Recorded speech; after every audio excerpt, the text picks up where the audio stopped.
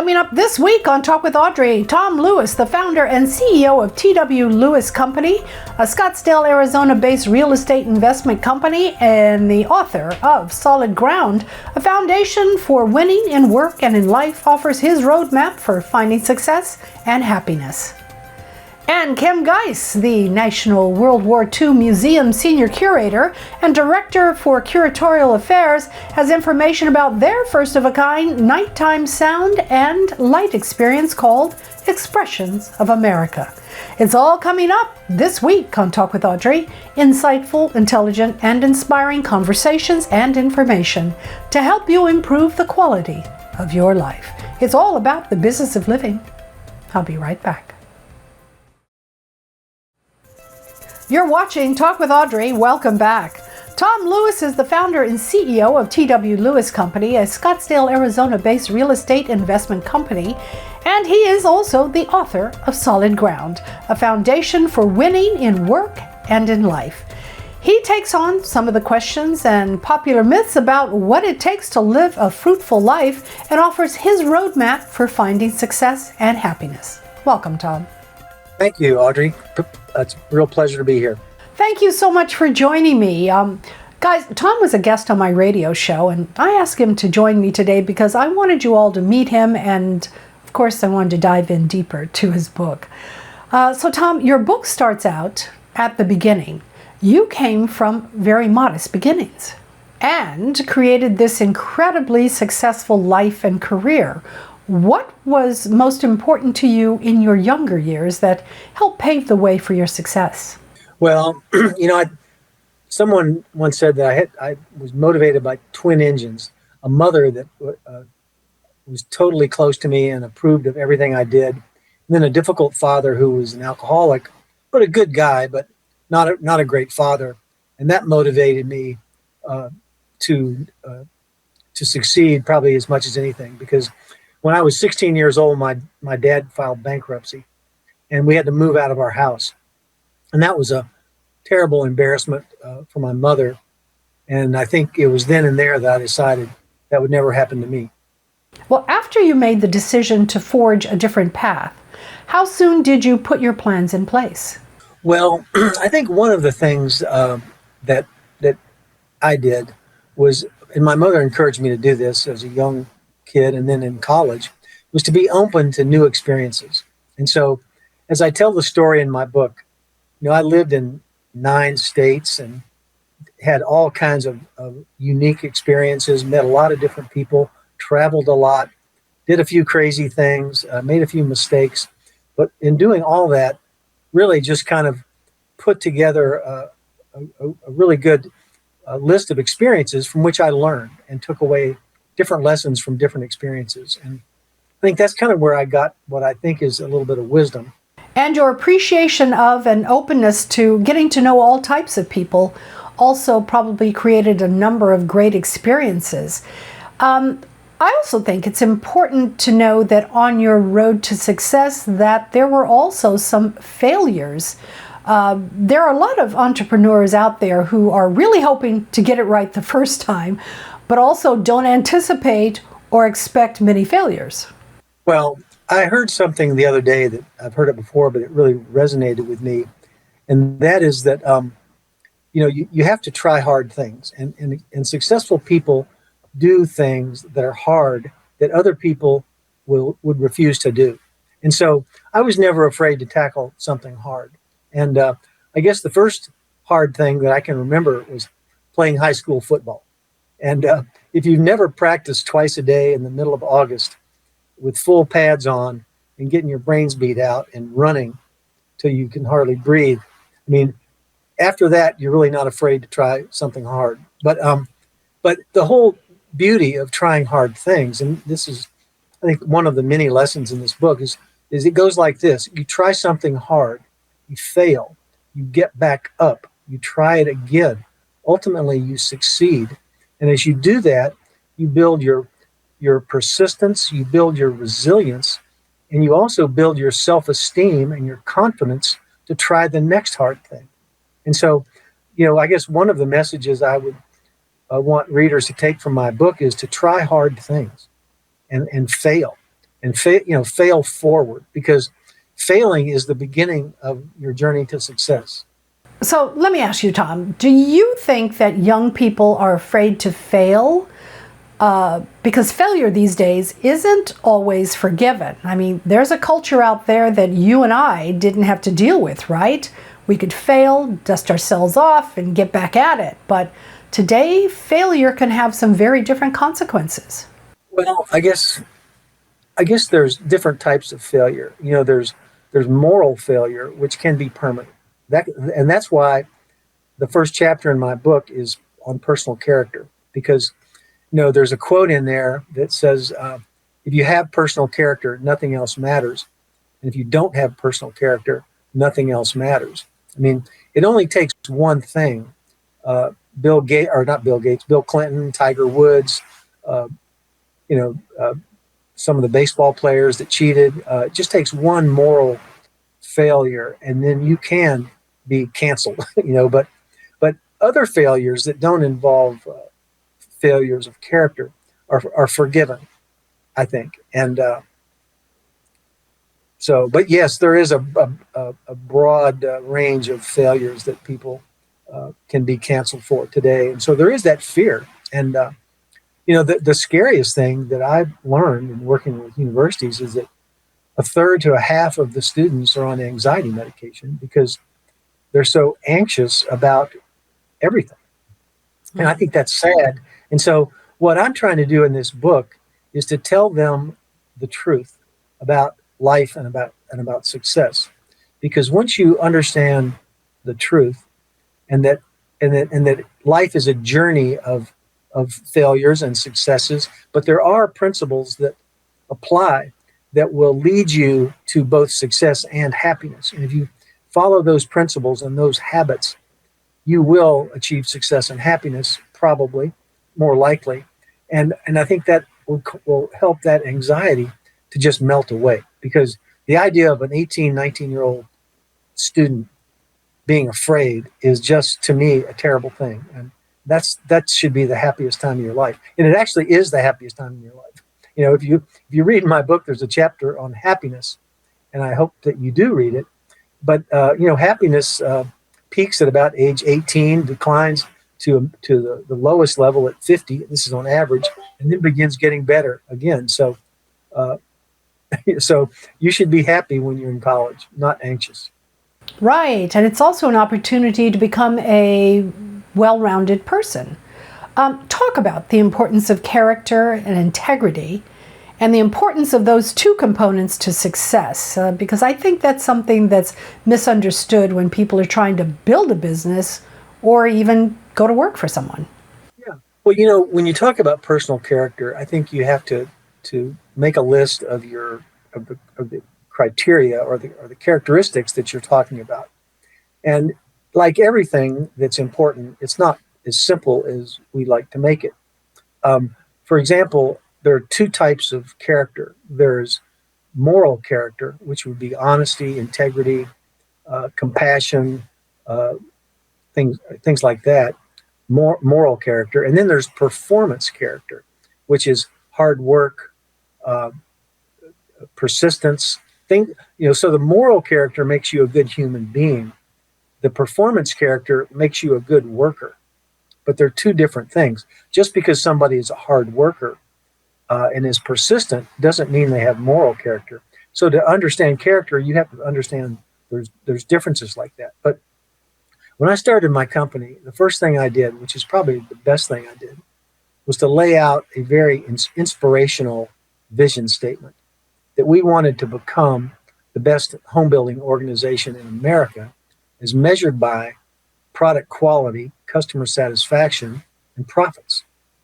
And that if we could deliver a great product and great customer service, we deserve to make some money, okay? But if we didn't do those two things, then we probably didn't deserve it. And so, but then we listed our 6 core values and we put them on the wall and defined them. And they were honesty, integrity, hard work, achievement, compassion, and reliability. And who wouldn't want their home builder to be all those things? And so we didn't keep our values a secret. And And every employee I ever had totally bought in to that vision statement and to those values. So you kind of got to, in my book, I give some exercises where you can make a list of your top performance values and your top moral traits, and then just try to get better. That's all you can do. But be aware when you're breaching one of them. These days, a lot of young folks are saying, and I'm sure you've heard of this because it's one of your myths versus realities, but I just want to hear from your perspective. So what they're basically saying is that you've got to learn to work smarter, not harder. Well, clearly you have to do both. But what I don't like about that phrase is that it implies that if you just work smarter, you don't have to work harder. And I can tell you, if you talk to anybody that has had any kind of significant success in the last 50 years or maybe 2,000 years, they will tell you that they work in at least, probably 60 to 80 hours a week. And a lot of people think, 40 hours a week, that's a that's a full week. But as I tell in my book, a 40-hour week is like going to class in college. If you just go to class and don't do your homework and don't do anything else, you'll probably get a C in that course. Same thing in work. If you put in your 8 hours a day and clock out at 5 o'clock, you're going to be average. And that's not a successful career. But if you want to be successful, you've got to put in more time because the work is never done. And so, in my case, I'll say I worked probably close to 80 hours a week my whole career, and I probably still do. Maybe I'm down to 60, but I get twice as much done as people that work 40 hours a week. And so I'm just, me and other people like me, and there's a lot of them.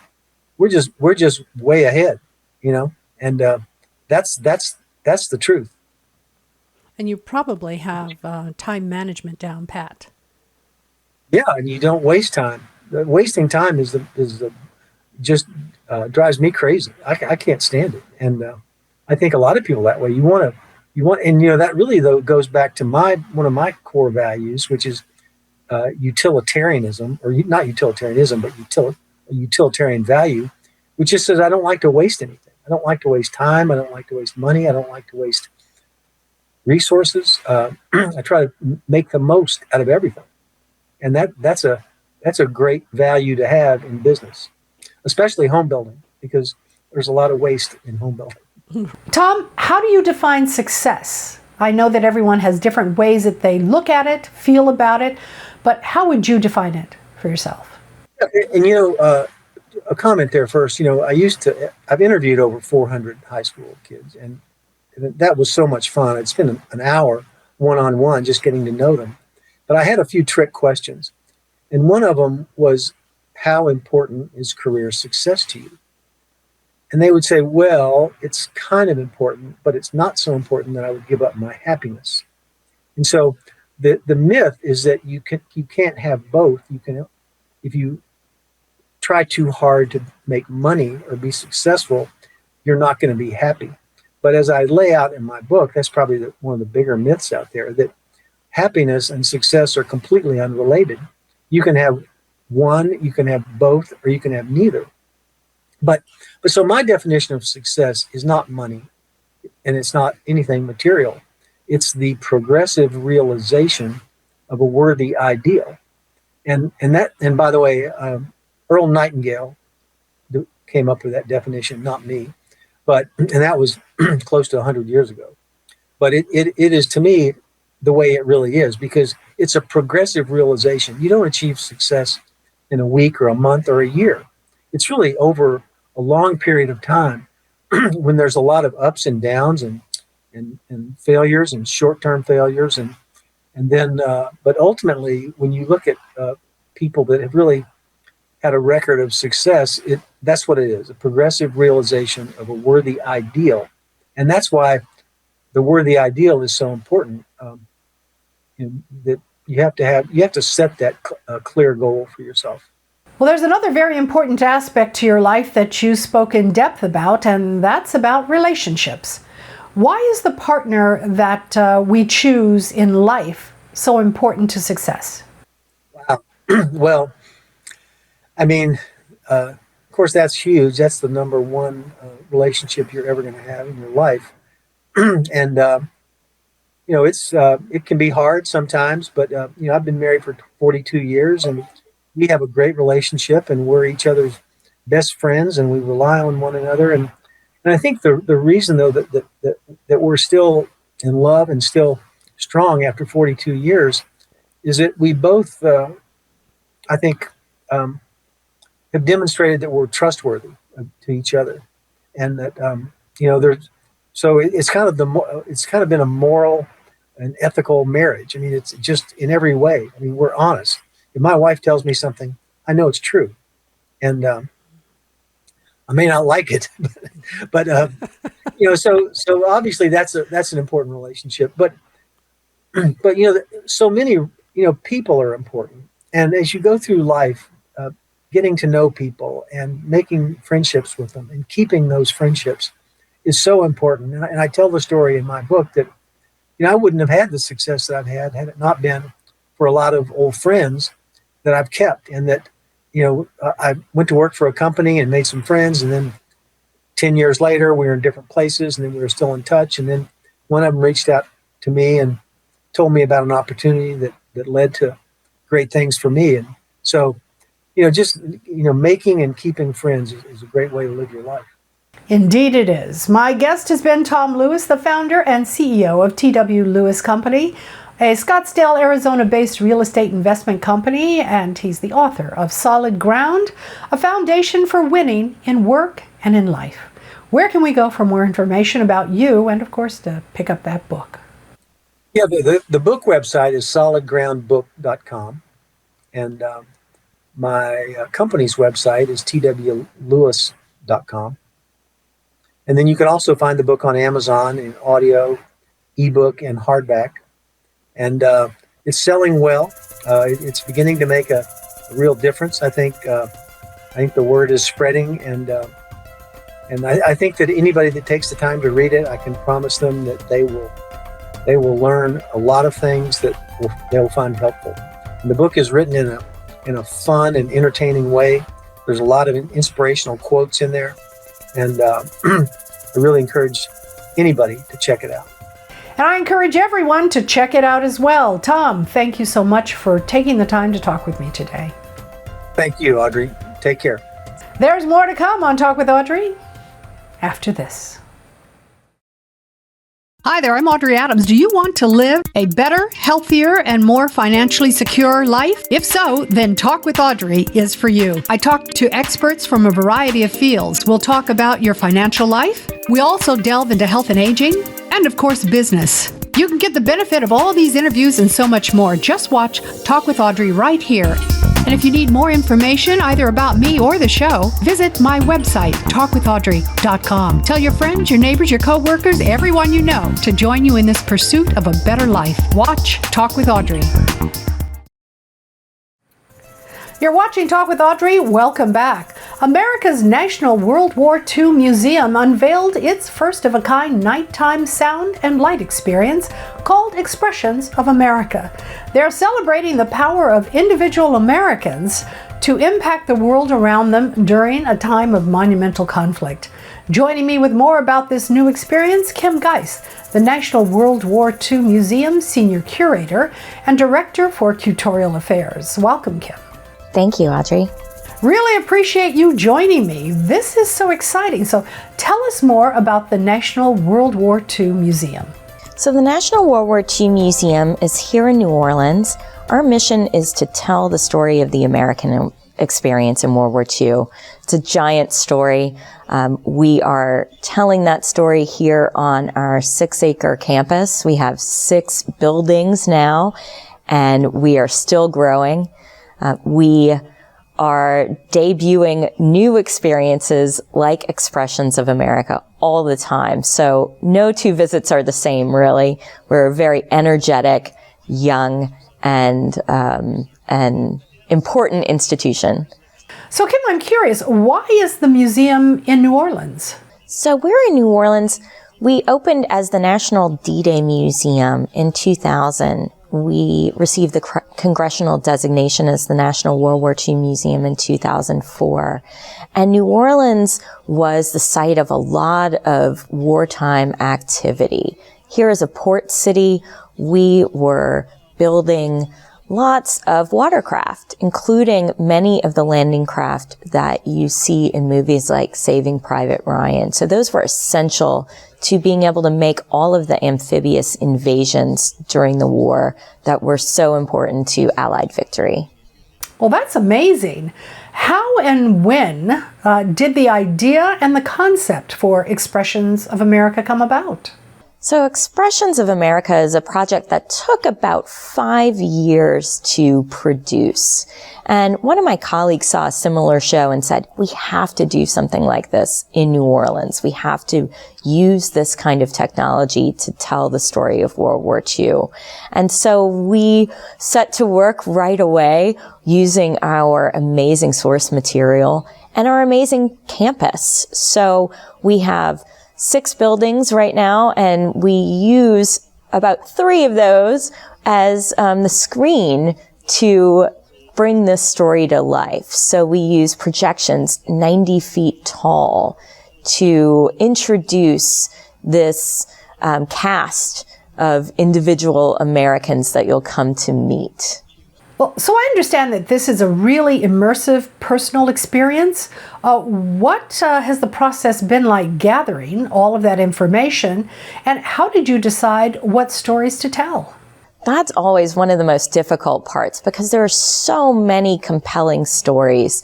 How do you decide which ones to tell? You know, every single day, one of the great joys of my job is every single day I learn something new about World War II. I learn a new story. I meet a new individual. So that is the most difficult part, is selecting all of the pieces to go in an exhibit. One of the things that makes it easier is that this is not our last project, right? So I know that if there is something that did not make it into this show, there's another project down the road. We'll never run out of source material to tell the story of the American experience in World War II. It's a great, one of the blessings of working with this subject matter, working with this collection. So the museum is using high tech to really tell the stories of the World War II generation. What does it mean to breach that divide by adding high tech to tell the stories? Well, we wanted to not just work within the confines of an exhibit gallery using, pieces hung on walls or exhibit cases. This is really telling the story in a unique way, using the technology, using all of the tools that we have to bring this 80-year-old story to life for new generations. As World War II veterans pass away and the veterans themselves leave us, it's important for us to reach new generations. And this is a great way to do that. This is a wonderful family experience that appeals to all ages. So this is a terrific new display. Fascinating. So now people, when they go to New Orleans for the jazz and the food, they can certainly check out the World War II Museum. Where can we go for more information? For more information, you can visit our website at National WW2 Museum.org. You can find out more information about the show Expressions of America. You can learn more about some of the individuals featured, and you can also purchase tickets there as well. Kim Guise has been my guest. She's the National World War II Museum Team Curator and Director of Curatorial Affairs. We've been talking about their new first-of-a-kind nighttime sound and light experience called Expressions of America. It's a really unique way to immerse yourself into the World War II experience and also appreciate the brave men and women who served so that we could all be free. Kim, thank you so much for joining me. Thank you for having me. And that's it for this week's show. I'm Audrey Adams. Join me here next week for more insightful, intelligent, and inspiring conversations and information to help you improve the quality of your life. It's all about the business of living. I'll see you next week.